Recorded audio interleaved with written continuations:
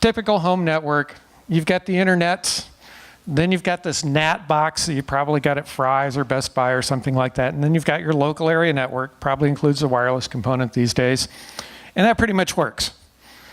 And so anything that can talk to anything else on the LAN, and your Xbox works, your PlayStation works, your IoT cameras work, everything works. Downside is that anything that's on that LAN is in the soft, gooey center behind your firewall. That's kind of a hard shell for the hackers on the internet trying to get in.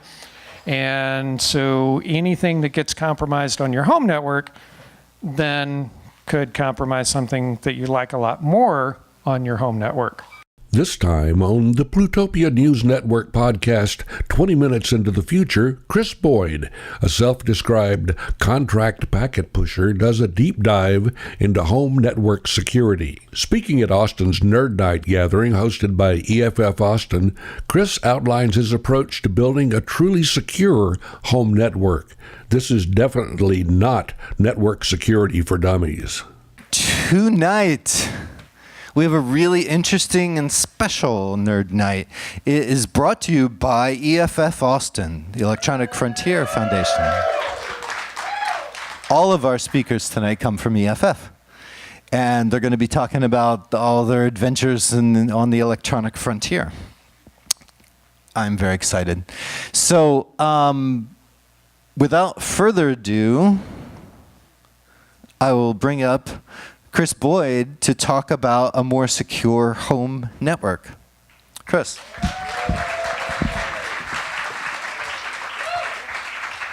Thank you very much. How's everybody doing tonight? Good. Good. Okay, my name is Chris Boyd. I've been pushing packets since before the World Wide Web existed, so that you can take from that what you want. I've worked for a lot of different companies. I've worked for MCI Communications. I've worked for a small company that did SNA TCP/IP integration back in the late 80s called Open Connect Systems. And right now I make my living as a contract packet pusher, helping companies make their internet go. So if you need BGP load balanced, contact me at cboyd@cboyd.info. Okay, so who here has a home network? All right, I'm not seeing some hands raised. I'm worried about your nerdiness. Okay, so typical home network, you've got the internet, then you've got this NAT box that you probably got at Fry's or Best Buy or something like that, and then you've got your local area network, probably includes a wireless component these days, and that pretty much works. And so anything that can talk to anything else on the LAN, and your Xbox works, your PlayStation works, your IoT cameras work, everything works. Downside is that anything that's on that LAN is in the soft, gooey center behind your firewall. That's kind of a hard shell for the hackers on the internet trying to get in. And so anything that gets compromised on your home network then could compromise something that you like a lot more on your home network. So we really don't want this. So, there's crappy, cheap software. Who here has security cameras on their home network? Yeah, quite a bit. Lots and lots of vulnerabilities in those cheap Chinese security cameras. There's a Mirai botnet out there that runs, that DOSes, people use their security cameras for paid DDoS traffic generators. And you got other things out there on your home network. You've got your smart TV. It doesn't need to talk to your mobile phone, except if you have a Vizio TV, and that drives me nuts because my in-laws have a Vizio TV, and you want to change the volume, you got to get this app running on your phone, because they've lost the remote and the couch cushions again. And you probably don't want Google, your Google device or your Alexa device from Amazon to see all that traffic on your LAN, because God knows what they're going to do with it. So those are the base principles. Everybody agree with that? Okay, good. We're on firm ground then. Okay, so my solution. Take the internet, take that $29 router that you got at Fry's out, and replace it with an enterprise firewall. And then you set up these things called virtual LANs. Anybody heard of virtual LANs? A few people, good, more than I expected. That's great. So virtual LAN, it's basically you take your internet, your Ethernet segments your Ethernet and you segment it into different virtual LANs. So everything can kind of sort of see everything else, but only if they have a special tag inside the Ethernet frame will it actually get processed by the switch and forwarded to the different devices that you want. So you can set up different VLANs for your smart devices. So you can put all your TVs out there on their own VLAN. And then you can take all those cheap Chinese cameras and other suspicious IoT things that you've gotten off of Woot or Man and put them on their own little VLAN. And I already said smart TVs, so I screwed up. So yeah, maybe. Well, anyway, so you can set up a lot of different VLANs. And then you've got a VLAN for your PCs and your mobile phones, which are actually the targets that would be really, really interesting to people to hack. So this builds us the basis for our foundation. All right, so the VLANs isolate traffic. That means that Google and Amazon can't hear what your PC and your mobile phone are talking about on the network. Then this is where things start to get interesting. In that firewall box that you've got, you can write access rules that help keep the IoT stuff from getting pwned. Okay, you don't want to run up a big internet bill if you're on one of those crazy usage-based ISPs. And this also works over Wi-Fi because most enterprise Wi-Fi access points will support up to 4 different SSIDs. So you can then map that SSID back to a different VLAN, and that lets you keep the traffic separated. And so it's pretty straightforward to set up if you're a nerd like me. So let's talk about some forwarding rules that we want in our firewall. So by default, I deny anything coming inbound that I didn't ask for. So if you're trying to send me a packet and I haven't asked for it, I drop it. So all unsolicited inbound traffic is denied by default. So on my VLAN where I've got my smart home devices, like maybe my Nest stuff or something like that, or my Alexas or whatever smart stuff, they can access the internet, but they can't talk to anything else on the other VLANs. So it kind of makes sense. They can do their job, they can stream the music, they can play the videos, they can do whatever you ask them to. And they won't, but they won't be able to talk to anything else on your network. Then you've got the IoT stuff.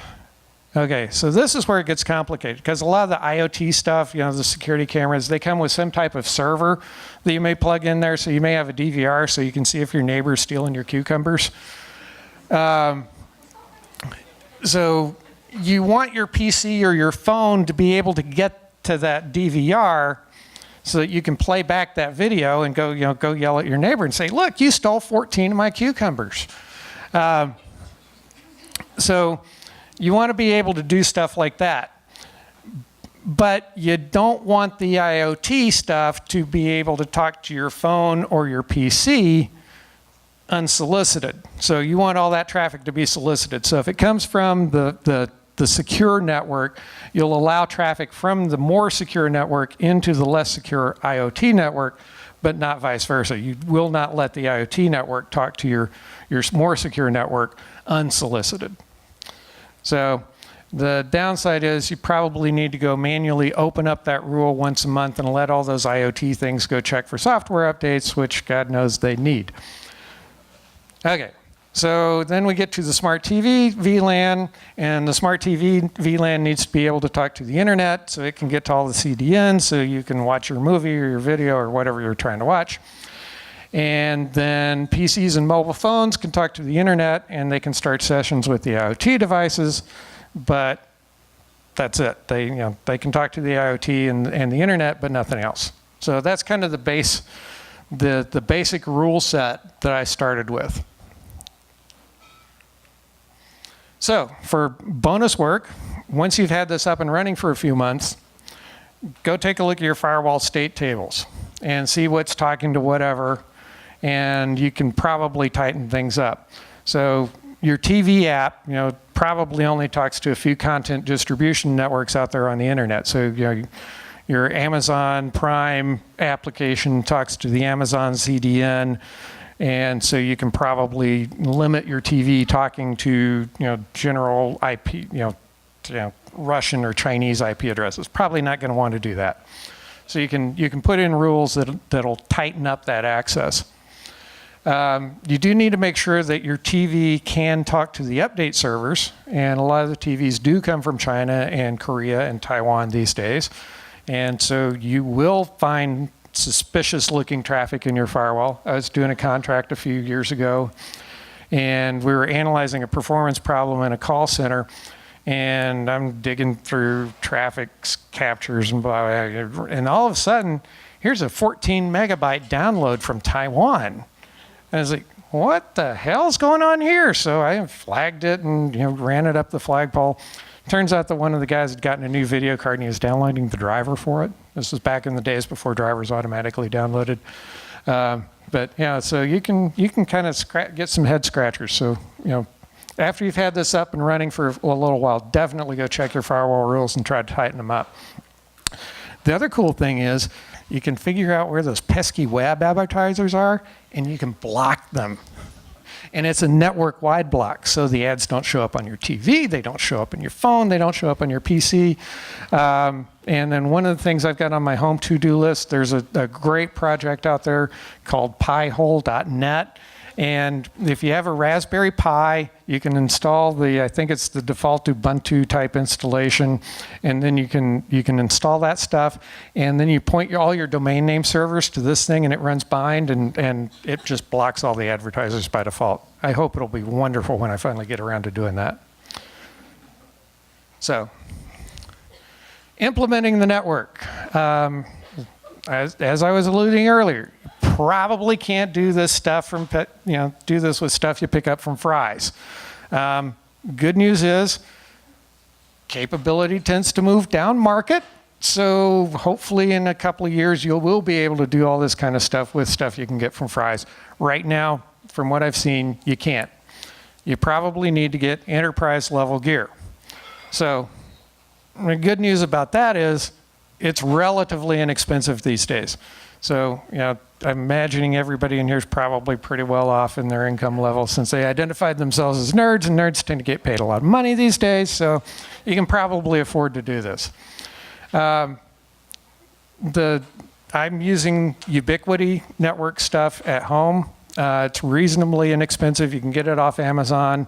Access points cost what access points cost 15 years ago, so it's about $200. The downside is I'm a CLI guy. This is not CLI. You can't CLI to it, and it's driving me crazy. If you're willing to do some research and learn some things, you can go and you can get lots and lots of used Cisco and Juniper gear for very inexpensive money, even with support contracts. But you've got to be careful. If you don't know what you're doing, you can really burn yourself. Like right now, there are a lot of Juniper SRX 240s out there that are on the market, used market, and they're really cheap, 50, 60 bucks. The reason they're so cheap is that you can't upgrade the software and you can't upgrade the memory, and they will break even in your home environment because they were designed and manufactured for an office environment for 10, 15 years ago. So do your research. If you want to buy an SRX 240, make sure you get the H version. The other thing is you want to try to find a reseller that can get you access to software updates. It usually costs a little bit more, but you can get like a 3-day response contract with a pretty low annual fee that'll get you the software updates. Or you can just go look at it and say, well, maybe it's not worth it to spend that extra money. But whatever you do, make sure that it supports IPv6. Who has Google Fiber? Okay, if you have Google Fiber, you get IPv6 addressing, which is very, very important. And Spectrum has just now started rolling out IPv6 in the Austin market. Very soon, if you don't have access to IPv6, you may miss out on a lot of exciting content out there on the interwebs. So make sure that you get IPv6 support in whatever you buy. Ubiquity, they're kind of a little bit late to the game. I'm having some arguments with the devices to get them to fully support IPv6 the way I want. All right, so things to note. Enterprise gear. It often gets installed in closets or data centers. They have really loud fans because there's not supposed to be a human that can hear it. So if you're going to deploy enterprise gear, make sure you can tolerate the noise level. They have fans that turn really, really fast. They really, really whine. They're really annoying, and they will keep you up at night. The other thing, back up your configurations. I cannot emphasize this enough. I have customers, very large customers, who still can't get this right. And that's like, okay, well, you blew up the router. Well, all right, just pay me, just pay my invoice. So CLI configurations on devices are really, really easy to back up these days. If you have any sysadmin shops at all, there's a package called Rancid, which stands for Really Awesome Cisco Differ. And you can fall off the stage and implement it. It's that easy. And it runs on anything that can speak shell scripting and I think Perl. Now, downside, if you don't already understand TCP/IP networking, you're going to have to learn a lot to be able to do this. For me, it was really, really easy because I've been doing this for 30 years. For example, you will need to be able to understand the difference between a VLAN and a subnet. So, it's a subtle difference. VLANs are layer 2. That means they get switched through your switch instead of routed like you would between a couple of routers talking to each other. So, public library should have a list of books that'll help you get out, but you can just go to the 4Dummies websites and learn a lot of this. And if you get a box or you're thinking about getting a box, just go out and do some Google searches on how to configure it to do NAT, and you'll get a really, really good start because there are lots and lots of people that have their newly minted CCNAs or JNCIEs, and they're trying to make a name for themselves and build up a resume. So they've got some really good websites and resources out there to help get your configuration off the ground. So that brings me to the end of the presentation. Are there any questions? I see questions. This is great.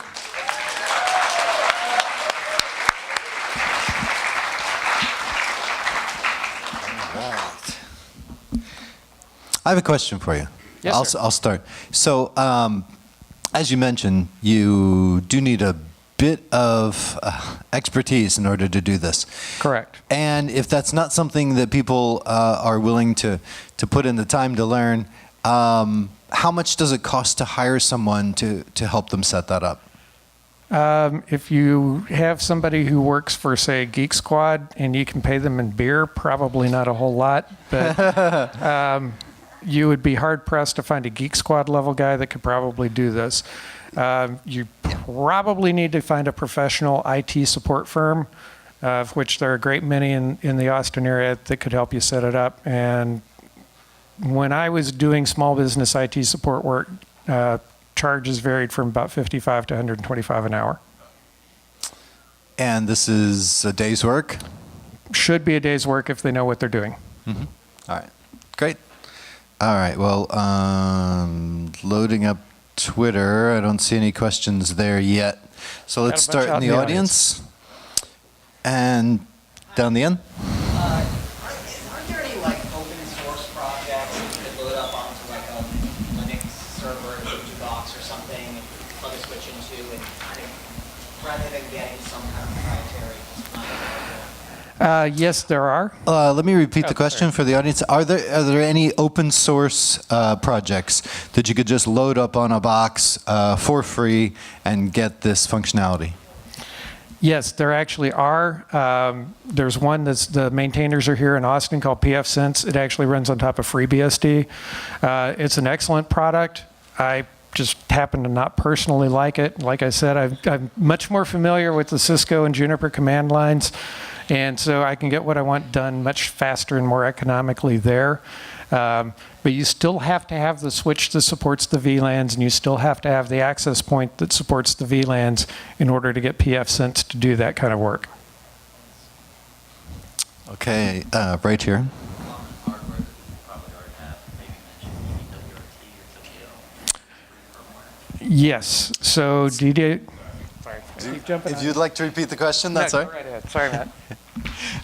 Common hardware that people may already have, and what examples were they? DDWRT and Tomato, I think, were the two specific examples. Yes, DDWRT should be able to do this. VLAN support on Ethernet switching chipsets is silicon dependent. So you will have to do some research to make sure that you get something that can write the VLAN tags. Okay, next question. Do we have one in the balcony? Sorry, I can't see. Red shirt. Go. I have a question about intrusion prevention or intrusion detection systems. Are there any that you recommend at like this level of home network that would be cost affordable? Specifically, if you happen to be lucky enough to have Google Fiber and therefore you do this at gigabit speeds. Yeah, intrusion detection or intrusion prevention systems. What would you recommend? Okay, there's an open source project called Snort, which is a really good intrusion detection system. I ran it for many, many years, and I drove myself insane with it because if you set it up, it will alert on everything, and you will be chasing, you'll just be chasing ghosts, to be honest. When I went and said, okay, I'm going to turn Snort off, and I'm going to harden my systems, I'm going to harden my firewalls, and I'm going to tighten up my SSH access list, and I'm going to tighten up my HTTP access lists, and turn off Snort, I slept better at night. So, yeah, you can do it. If you're really interested in IPS stuff, yeah, there are a lot of kind of cloud-based intrusion prevention systems that you can subscribe to. Fortinet has one, WatchGuard has one. They tend to be targeted in price at the small and medium enterprise market. So you're talking hundreds of dollars a month in subscription fees, which you may not want to pay. Definitely not. Okay. Yes, sir. VPNs best installed at the firewall or the client? VPNs best installed at the firewall or on the client? It depends. Okay. I've had several VPN products. Anonybox was the latest one that I've tried, where anything that's behind there gets VPN'd. The problem with VPNs is if you're sitting with a VPN client running on your laptop, a client-based VPN rather than an appliance-based VPN system, then you may bypass whatever security rules you've implemented on your home network to talk to anything else. So if you've got your VPN running and you're trying to look at your DVR, you can't do that because all your traffic's going out the VPN, because the VPN, if it's implemented correctly, will encrypt any traffic that's not destined for your local network and send it out. So you can kind of come up with shoot yourself in the foot / head scratching problems depending on the level of experience and expertise. So it depends. Personally, unless you really, really need it, I'm not a fan of client-based VPNs. I have 3 different ones installed on my laptop right now because I need one of them for my consulting work, another one because I'm just paranoid and I hate using airport Wi-Fi without a VPN, and then I don't remember why I have the 3rd one. I was trying it out. Does that answer your question? All right. Next. Okay. Yes, right here. Are there any more common vulnerabilities in physical space for wireless networks on like a more home level? Like somebody who was coming in with like a sniffer or, like a Pringles can antenna kind of deal who could steal your signal? I think everyone heard that. Yeah, okay, everybody heard that question? All right, good. The short answer is yes. There are, I can't remember because I was really busy at the time that I read it, and it's like, there's something wrong with WPA2 Enterprise, and so it's like I kind of made a mental note of that, but I thank you for the reminder. I need to go back and research that and probably update all my stuff. But yes, there are. I have, among my more odd possessions, an 18 dBi Yagi antenna for 2.4 gigahertz, which is a lot of fun to play with when you plug it into a USB Wi-Fi dongle, because I can go from my house, I can get up on the second floor of my house, and I live about 1.5 miles from South Congress, and I can actually attach and get effective throughput to open Wi-Fi hotspots at restaurants and hotels on South Congress. Yeah, so yeah, you can have a lot of fun with those kinds of antennas if you want to go down that kind of level of research. So yeah, lots and lots of fun. Highly recommend go find one. They're about $50 or $60 and good high power output USB dongle. It's about $60. So go play with, have fun. Very cool. Okay, one more question. Who else has a question? Yes, sir. Right there. What are your thoughts on like home design appliances like Big Defender box, or I think Norton has one out that are appliances designed for home networks? What's your opinion of appliances designed for home networks like the Bitdefender box? I have not had a chance to look at them yet, so I don't have any answer for you. I do run Bitdefender on my Mac, and I'm kind of happy, kind of not happy with it, because I do take some performance hits sometimes. It's probably a good idea, but it depends on how much effort the company's put into the product, and I just have not evaluated it yet.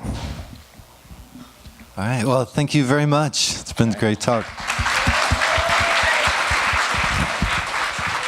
Want to learn more about Chris Boyd or hire him to push your packets? Send him an email at cboyd@cboyd.info. With John Lebkowski, I'm Scoop Sweeney. This is the Plutopia News Network, 20 minutes into the future.